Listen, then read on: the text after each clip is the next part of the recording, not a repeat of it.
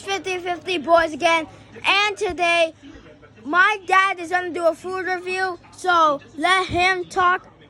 Let him talk. Hello guys, we have our dinner and we got the chili pepper with a fry, and you can see it like this way. So spicy gonna be, and they have the lemon too. And here the chicken. There's a chicken. It's like pickle chicken we call. It's gonna be like, called like achar chicken. It's gonna be taste very good. We can try with the little chapati, like tortilla. I think is a fresh one. We cook with the fresh. And let me check. Eat with a, and here the like yogurt. We eat with the yogurt with that.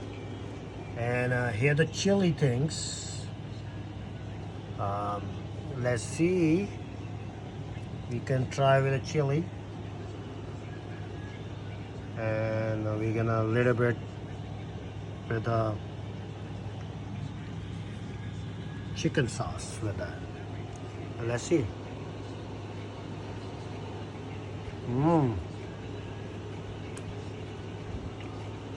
Taste is very good. It's not spicy.